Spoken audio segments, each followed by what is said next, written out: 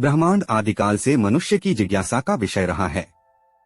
लगभग हर विचारशील व्यक्ति के मन में यह सवाल गूंजते हैं कि ब्रह्मांड की उत्पत्ति कब और कैसे हुई।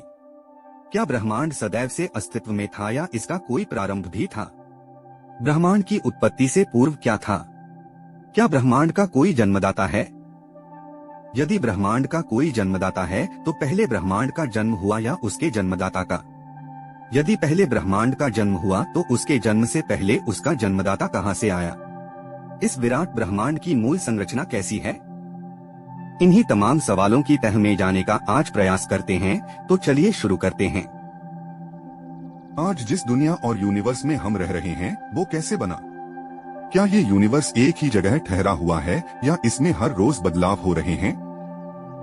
इन दोनों सवाल के जवाब बिग बैंग थ्योरी से मिलते हैं। बेल्जियम के वैज्ञानिक जॉर्जेस लेमैत्रे ने 1927 में इस सिद्धांत का प्रस्ताव दिया था। लेमैत्रे के बिग बैंग थ्योरी के मुताबिक आज से करीब 13.8 अरब साल पहले ब्रह्मांड एक बिंदु पॉइंट में सिमटा हुआ था। इस बेहद गर्म बिंदु में हुए विस्फोट के बाद इसका हर कण फैलता गया और यूनिवर्स बनता गया। आज भी यूनिवर्स में विस्तार जारी है।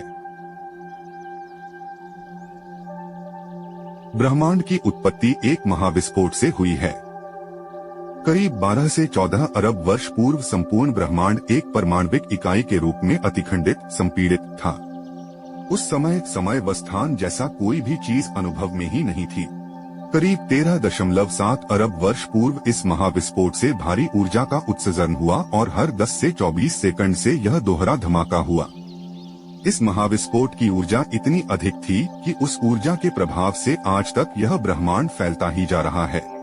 बिग बैंग नामक इस महाविस्फोट के धमाके के मात्र 1.43 सेकंड अंतराल के बाद समय अंतरिक्ष की वर्तमान मान्यताएं अस्तित्व में आ चुकी थीं।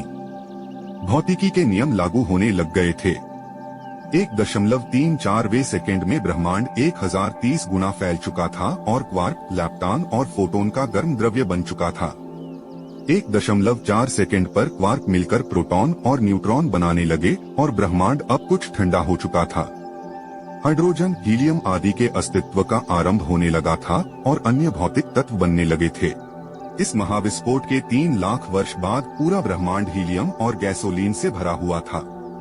इस महाविस्फोट के 3,80,000 साल बाद अंतरिक्ष में सिर्फ फोटोन ही रह गया। इन फोटोन से ही आकाशगंगाओं की उत्पत्ति हुई है। यही महाविस्फोट यानी बिग बैंग का सिद्धांत है। आइंस्टीन भी थ्योरी से हुए थे प्रभावित। लेमैत्रे फिजिक्स के हीरो बनने से पहले प्रथम विश्व युद्ध में बेल्जियम की सेना के लिए काम करते थे। इसके बाद उन्होंने कैम्ब्रिज विश्वविद्यालय, हार्वर्ड विश्वविद्यालय और Massachusetts institute of technology (MIT) में फिजिक्स की पढ़ाई की। साल 1927 में उन्होंने बिग बैंग थ्योरी का प्रस्ताव दिया था। मशहूर वैज्ञानिक एडविन हबल ने इस थ्योरी को परखा और प्रमाणित किया था। लेमैत्रे ने आइंस्टीन की थ्योरी ऑफ रिलेटिविटी की भी मदद ली, लेकिन आइंस्टीन शुरू में लेमैत्रे के काम से प्रभावित नहीं थे। बाद में आइंस्टीन उनके काम से इतने प्रभावित हुए कि साल 1934 में मशहूर फ्रांकी पुरस्कार के लिए उन्हें नामित किया था। बिग बैंग थ्योरी से दुनिया को क्या पता चला?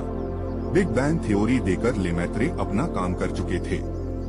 फिर एडविन हबल ने इस सिद्धांत को विस्तार से समझाया। दरअसल बिग बैंग का मतलब एक बड़े विस्फोट से है। थ्योरी के मुताबिक यूनिवर्स के बनने से पहले सारी एनर्जी और फिजिकल एलिमेंट एक बिंदु पॉइंट में सिमटे हुए थे। फिर बिग बैंग हुआ यानी एक ऐसा विस्फोट जिसके बाद उस बिंदु में सिमटे सभी कण एक दूसरे से दूर जाने लगे। ये प्रक्रिया अब भी जारी है। यूनिवर्स में लगातार विस्तार हो रहा है। थ्योरी से 2 चीजें समझ आती हैं। यूनिवर्स की सारी गैलेक्सी लगातार हमसे दूर जा रही हैं। जो गैलेक्सी जितनी दूर है उतनी ही तेजी से और दूर जा रही है।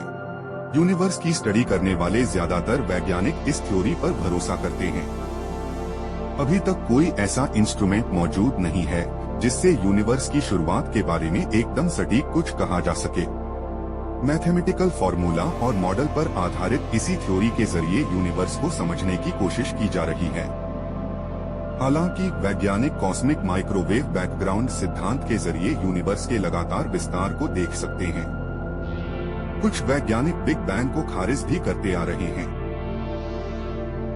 महाविस्फोट सिद्धांत के सबूत। आइए उन दो प्रमुख वैज्ञानिक खोजों पर चर्चा करें जो बिग बैंग थ्योरी का प्रमाण प्रदान करती हैं। हबल की खोज 1920।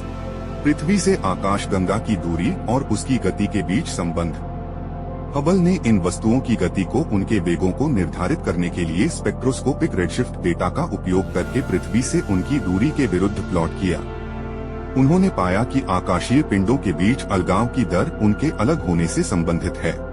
दूसरे शब्दों में, वस्तुएं हमसे उतनी ही तेजी से दूर जा रही हैं, जितनी वे पृथ्वी से दूर हैं। हबल के नियम को एक परिणाम के रूप में जाना जाने लगा। हबल की कनेक्शन की खोज को अंतः ब्रह्मांड के विस्तार को प्रदर्शित करने के लिए उपयोग किया गया था। हबल ने यह भी समझा कि वह जिन दूर की वस्तुओं का अध्ययन कर रहा था, वे मिल्की वे के बाहर स्थित थीं। यह पहली बार था जब लोगों को यह एहसास हुआ कि मिल्की वे के बाहर इमारतें हैं। बिग बैंग सिद्धांत पहली बार 1927 में जॉर्जेस लेमेत्रे द्वारा प्रस्तावित किया गया था और हबल की खोज द्वारा इसे और अधिक समर्थित किया गया था। यह खगोल विज्ञान के लिए एक महत्वपूर्ण विकास था। कॉस्मिक माइक्रोवेव बैकग्राउंड रेडिएशन की खोज। बिग बैंग थ्योरी बताती है कि शुरुआत में ब्रह्मांड गर्म और घना था। यह बढ़ने के साथ ही ठंडा हो गया। उदाहरण के लिए, बस एक रेफ्रिजरेटर एक ही विचार पर काम करता है, एक तरल को अंदर से ठंडा करने के लिए गैस में फैलाता है।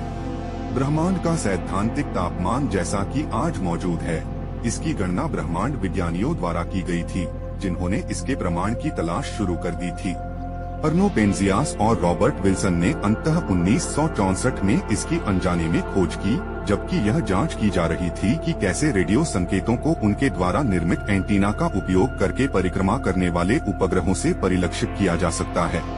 वे शुरू में इसे न्यूयॉर्क के नजदीकी शहर से रेडियो हस्तक्षेप मानते थे, लेकिन अंततः उन्हें एहसास हुआ कि यह मिल्की वे के बाहर से आने वाला विकिरण था। बिग बैंग से पहले क्या था?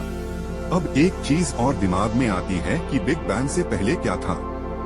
डार्क मैटर, ब्लैक होल से लेकर ब्रह्मांड की कई परतें खोलने वाले वैज्ञानिक स्टीफन हॉकिंग का मानना है कि बिग बैंग से पहले कुछ था ही नहीं। उनका मानना है कि आइंस्टीन की थ्योरी ऑफ रिलेटिविटी के ही मुताबिक स्पेस और टाइम का समीकरण मिलकर ही लगातार स्पेस और समय को बनाए रखते हैं। ये कभी नहीं रुकने वाली प्रक्रिया है। बिग बैंग से पहले तो टाइम भी नहीं था। सारी एनर्जी और फिजिकल मैटर एक बिंदु पर ही केंद्रित थे।